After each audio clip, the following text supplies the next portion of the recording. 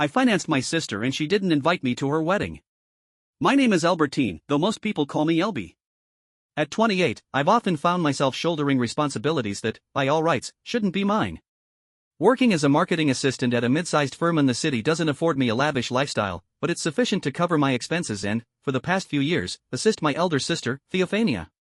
Theophania, or Thea as we call her, became a widow 5 years ago when her husband, Gregor, tragically died in a car accident.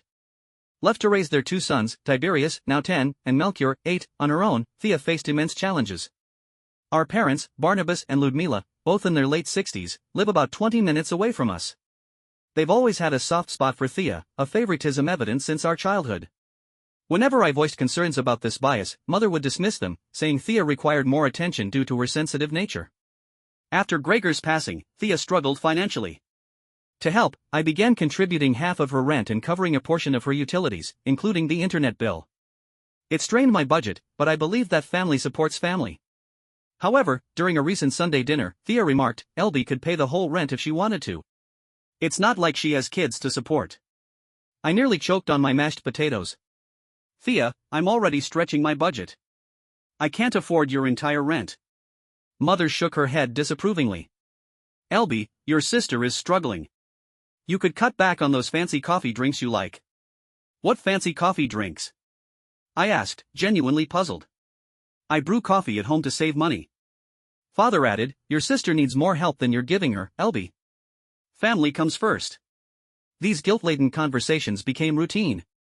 No matter my efforts, they were deemed insufficient. Meanwhile, Thea indulged in new clothes and salon visits, while I meticulously managed my finances. Pointing out this disparity only led to accusations of pettiness. The most challenging aspect was Thea's parenting approach. Tiberius and Melchior, though inherently sweet, lacked discipline. Thea often seemed engrossed in her phone, paying little attention to their antics. When she needed personal time, which was frequent, she'd drop them off at my apartment with minimal notice. One particularly taxing Thursday, after a grueling day at work and nursing a pounding headache, I settled down to revise a quarterly report my boss had criticized. Just as I opened my laptop, the doorbell rang. Emergency girls' night, Thea announced as I opened the door. Tiberius and Melchior dashed past me into the apartment. The boys already had dinner. I'll pick them up around midnight. Thanks, sis. She left before I could utter a word. I sighed, turning to my nephews who were already bouncing on my couch. Guys, please stop that. I need to work tonight, and I have a headache. We want to play games on your laptop, Tiberius shouted, ignoring my plea. No, I need it for work. You can watch TV quietly, okay? Their whining escalated to screams. Melchior grabbed my laptop while Tiberius tried to wrestle it away. Seeing red, I shouted, enough. Snatching my laptop back, I added, both of you, sit in opposite corners right now. If you can't behave, I won't pay for your internet next month. Is that clear? Their eyes widened in shock. Suddenly, they complied, sitting quietly in their designated corners, occasionally casting resentful glances my way. After 15 minutes, I allowed them to watch a movie. They behaved for the remainder of the evening, allowing me to complete my work. When Thea finally arrived at 2 a.m., not midnight as promised, the boys immediately tattled. Aunt Elby was mean to us, Tiberius complained. She made us sit in corners. She said she wouldn't pay our internet, Melchior added. Thea's face darkened. You did what to my children? They were fighting over my laptop. I needed to work. How dare you discipline my kids? You have no right. You think paying some bills gives you the authority to mistreat my children? I was stunned. Mistreat? Thea, they were out of control. I don't want to hear it. Come on, boys, we're leaving. She stormed out, slamming the door so hard that a picture fell off the wall. 20 minutes later, my phone rang. It was Mother. Elby, how could you treat your nephews that way after all your sister has been through? I raised you better than this. I tried to explain, but she wouldn't listen. As I lay in bed that night, I wondered when I had become the family villain simply for setting boundaries. 3 days after that disastrous Thursday night, Thea called again, this time, excited. I met someone, she announced, barely waiting for a greeting. His name is Roland. He goes to my yoga class. Divorced. Works in finance. He's tall, handsome, and so kind. Despite everything, I was genuinely happy for her. Maybe if she found some happiness again, things would get easier for her and for me. In the weeks that followed, Roland became the main subject of every conversation. Thea would text me updates after every date, send me pictures of the two of them, and ask for my opinion on everything from his favorite color to the type of cologne he wore. At first, it was heartening to see her excited again. She had endured a lot, and it felt like maybe she was catching a break. But I began to notice a shift, not in her mood, but in my obligations. The boys really like Roland, she told me during one of her long calls. And he really likes me. He even suggested trying that new Italian place tomorrow. Could you take the boys for a few hours? It was the third time that week she'd asked me to watch them. Thea, I have a major presentation Thursday. I haven't even finished the deck yet. Please. Just for a few hours. They'll be good, I promise. They weren't good. They never were. But I agreed. Saying no had become harder than saying yes, especially when each refusal brought guilt from my parents and accusations from Thea. It became a pattern. Thea and Roland would make plans, and I'd be expected to make mine around them. Often, I wouldn't know I had the boys until the last minute. One Wednesday, Thea called from her car, already en route to my apartment. "We've got tickets to a show," she said. "It starts at 6. You don't mind keeping them overnight, do you?" That night, the boys drew all over my hallway wall with permanent markers. The week before, they'd spilled juice on my couch, and 2 days prior to that, Melchior accidentally broke a ceramic bowl I'd inherited from our grandmother. They weren't malicious. They were just unsupervised and overstimulated. I was growing weary, not just from the chaos but from the complete lack of support or recognition. At work, my performance was slipping. My boss, Mr. Claridge, called me into his office after a late submission. "Albertine, you've always been dependable, but lately, your energy's off. Is everything all right?" "Yes," I lied, forcing a smile. "Just a rough patch." The truth? I hadn't had a night to myself in weeks. That weekend, I decided to address things at our usual Sunday dinner. We were gathered in the backyard of my parents' home. Thea was glowing, fresh off a weekend getaway with Roland. The boys were racing around the lawn, and I sat across from her, clutching my water glass. "Thea," I started gently, "I'm really glad things are going well with Roland. You deserve to be happy."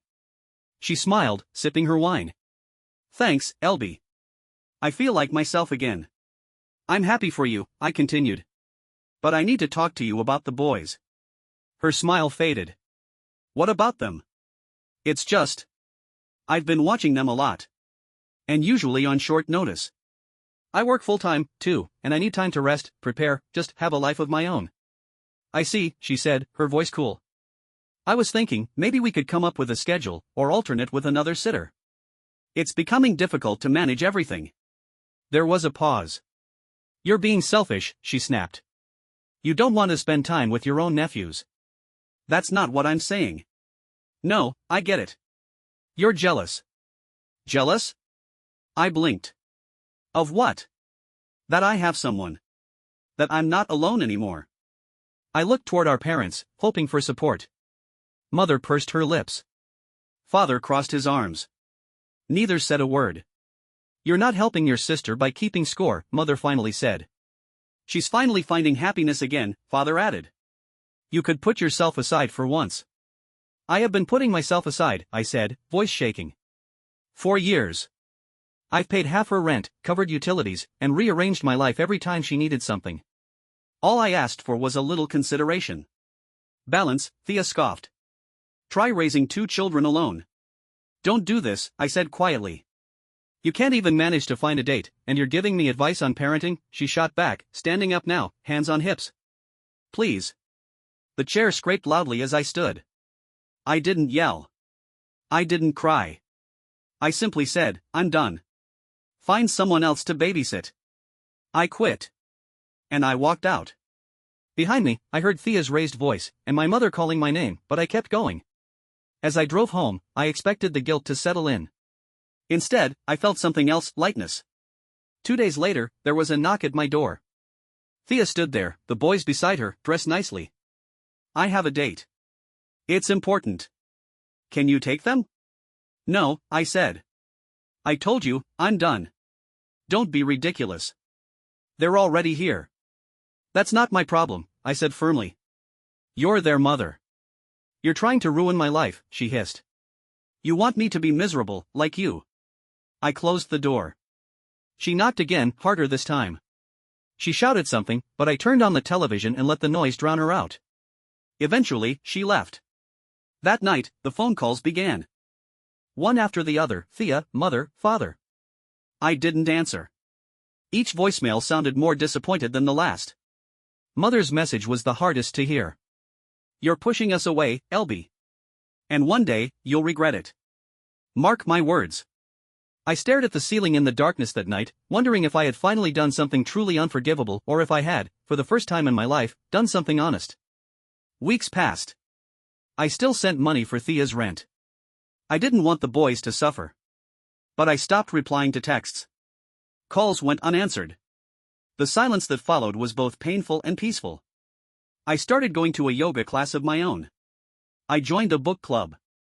I even said yes to an invitation from Gareth, a kind man who worked in the same building. We got coffee, then dinner, then lunch again. He was warm, patient, and curious. It felt easy. I was still grieving what I'd lost, my relationship with my family, but I was also beginning to realize what I was gaining. Then, after 3 months of silence, I received a message from my mother. "Family dinner at Maillard's. 7 p.m. Thea has something to share. Please come." I hesitated. Maybe things had changed. Maybe she was ready to apologize. I debated for a full day before replying to the message from mother. A part of me, a soft, tired part, hoped it meant reconciliation. Maybe Thea had reflected. Maybe she'd realized how unfair she'd been. Maybe the family would finally see my side. I sent a simple, "okay." The following evening, I arrived at Maillard's, a quiet bistro my family often chose for special occasions. Thea, mother, father, the boys, and a man I assumed was Roland were already seated. Thea looked radiant. Her hair was pulled into an elegant twist, her earrings sparkled, and she was holding Roland's hand across the table. The boys were fidgeting in their seats, poking at the cloth napkins. Roland stood when I approached. He extended a hand. "You must be Albertine. It's nice to meet you. Thea speaks of you often." I smiled politely. "It's nice to meet you too, Roland." We sat down. Small talk passed. The server came, orders were placed. I sipped my iced tea, doing my best to make conversation with Roland, who seemed kind if slightly overwhelmed. Then Thea cleared her throat and clasped her hands together dramatically. "I have some news I want to share," she said, her voice filled with ceremony. Everyone turned toward her. She reached for Roland's hand again. "We're getting married." Cheers erupted. Mother's eyes filled with tears. Father clapped Roland's back approvingly. The boys clapped too, unsure why but caught up in the moment. "That's wonderful," I said. And I meant it. I truly did.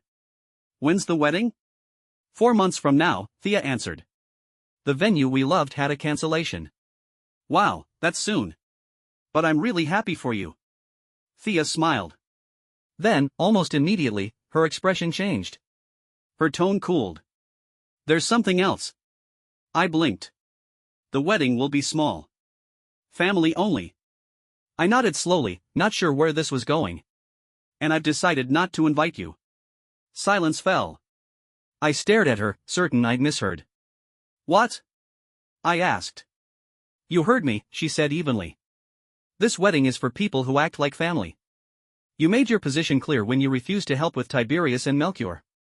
I turned to mother and father. Waiting. Hoping.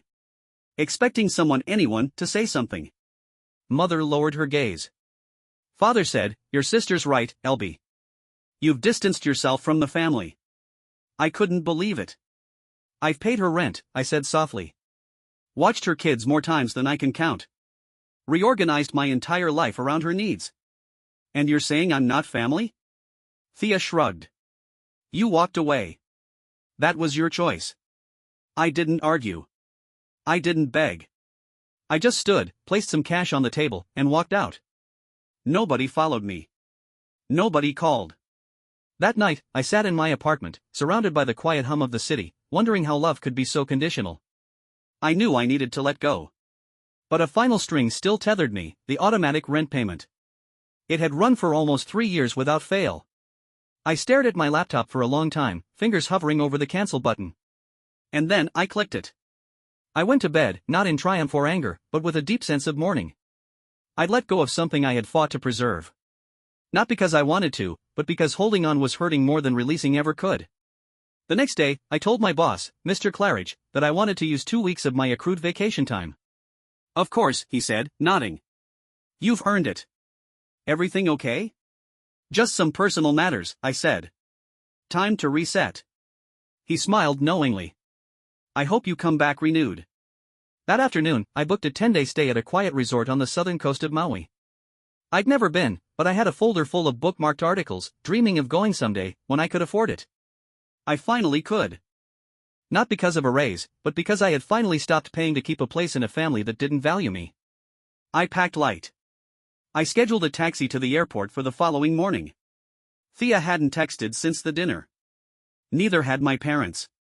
I suspected they thought I'd come crawling back or at least offer to help in some way. But I didn't. I caught my flight just after sunrise. When the flight attendant handed me a mimosa, I raised it slightly and whispered, "To new beginnings." Hawaii was more than I imagined: soft breezes, warm water, food that made you close your eyes while chewing. I swam every morning, read novels on the beach, and learned how to slow my thoughts. I didn't turn my phone on for 2 days. When I finally did, it buzzed so violently that it nearly slid off the bedside table. Dozens of missed calls and messages filled the screen. From Thea, 7:12 a.m. Where are you? We're at your door. The boys are dressed and ready. 7:35 a.m. This isn't funny, Elby. I need to leave soon. 8:10 a.m. I cannot believe you'd do this. On my wedding day? From Mother, 8:48 a.m. She's in tears. You've really gone too far this time. From Thea, 11:22 a.m. You've ruined everything. The boys are wild. Roland's family thinks I'm unfit. Thanks a lot. From Father, 2:01 p.m. You have disappointed us. This isn't how family behaves. And finally, 4:33 p.m., from Thea, you're not part of this family anymore. Don't contact us again. I stared at the screen, heart oddly still. They had done it. Severed the last tie. I opened my banking app. Cancelled the remaining scheduled utilities. Blocked the 3 of them. Then I turned the phone off again. That evening, as the sun began to set in brilliant golds and violets, I floated on my back in the hotel's infinity pool, feeling freer than I had in years. The following afternoon, I received a call from Rachel, my cousin, the only one who ever seemed to understand me. I'm guessing you've heard what happened at the wedding, she said gently. I haven't heard the details, I said, sipping from a fresh coconut on the patio. Only that I'm apparently no longer related. Well, she said, her voice barely suppressing a laugh, let's just say you made the right call.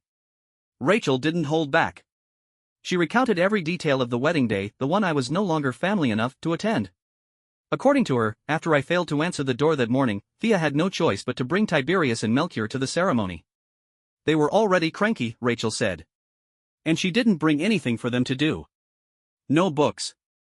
No quiet toys. Not even snacks. Apparently, during the vows, Tiberius grew bored and loudly asked when it would be over. Melchior kept tugging on Thea's dress, demanding cake. Father had to take them out into the lobby midway through the ceremony, only for Melchior to throw a tantrum and lie face down on the marble floor, screaming. It got worse, Rachel added.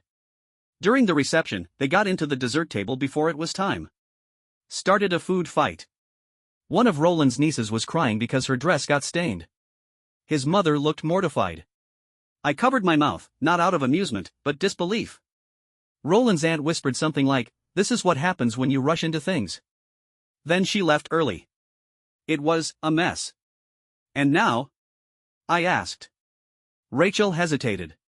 They're struggling. Roland didn't realize what it meant to become an instant parent to 2 unruly kids. Thea's overwhelmed. She started leaving the boys with your parents on weekends again so she and Roland could reconnect. I didn't feel triumphant. I didn't even feel angry. Just tired. What about Mom and Dad? They're exhausted.